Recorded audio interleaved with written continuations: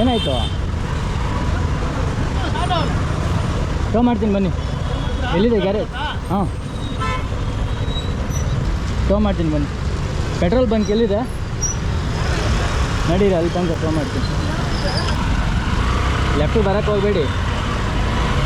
ಈ ಬೆಂಗಳೂರಲ್ಲಿ ಗಾಡಿಗಳು ಖರಾಬ್ ಆಗಿದ್ರೆ ಸಿಚುವೇಶನ್ನು ಎಷ್ಟು ಖರಾಬ್ ಆಗುತ್ತೆ ಅಂತಂದರೆ ಆ ಥರ ಇರುತ್ತೆ. ನಮಗಂತೂ ಸಿಕ್ಕಾಪಟ್ಟೆ ಬೇಜಾರಾಗಿಬಿಡುತ್ತೆ. ನಿಮಗೂ ಏನಾದರೂ ಆ ಥರ ಸಿಚುವೇಶನ್ಸ್ ಏನಾದರೂ ಯಾವತ್ತಾದರೂ ಫೇಸ್ ಮಾಡಿದರೆ ಕಮೆಂಟಲ್ಲಿ ಹಾಕಿ ದಯವಿಟ್ಟು.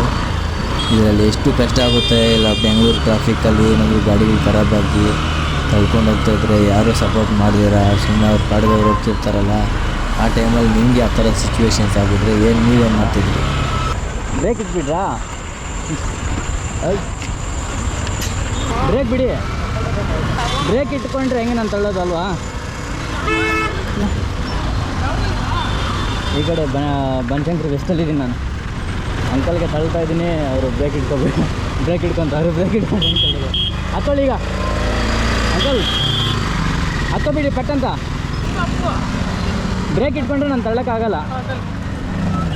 ಮತ್ತೆ ನೋಡಿ, ಮತ್ತೆ ಬ್ರೇಕ್ ಹಿಡ್ಕೊಬಿಡ್ತಾ ಇದ್ದಾರೆ. ಅಯ್ಯೋ ಅಂಕಲ್, ಬ್ರೇಕ್ ಬಿಡಿ ಅಂತ. ಪೆಟ್ರೋಲೇ ಖಾಲಿ ಆಗಿದೆಯೋ ಇಲ್ಲ ಗಾಡಿ ಖರಾಬ್ ಆಗಿದೆಯೋ ಏನಾಗಿದೆ ಅಂತ ಗೊತ್ತಿಲ್ಲ. ಒಟ್ಟಿನಲ್ಲಿ ಅಂಕಲ್ ಏನು ಮಾಡ್ತಾವ್ರೆ, ಏನು ಕತೆ ನಮ್ಮ ಪಾಪ. ಈ ಬನಶಂಕರಿ ಅಪ್ಪು ಬೇರೆ ಅಂಕಲ್ ಯಾಕೆ ಪುಸ್ತಕ ಅಂತ ಹೇಳ್ಬಿಡ್ತಾವ್ರಲ್ಲ ಗಾಡಿ ಮೇಲೆ. ಅಯ್ಯೋ, ನೀವು ರೈಟಲ್ಲೇ ಇರಬೇಕು ಅಂಕಲ್. ಲೆಫ್ಟಿಗೆ ಬಂದುಬಿಟ್ರೆ ಗಾಡಿಗಳು ಅಡ್ಡ ಇರುತ್ತಲ್ಲ ನನಗೆ. ಕೂತ್ಕೊಳ್ಳಿ, ಸ್ವಲ್ಪ ರೈಟಲ್ಲಿ ಹೋಗಬೇಕು ನೀವು.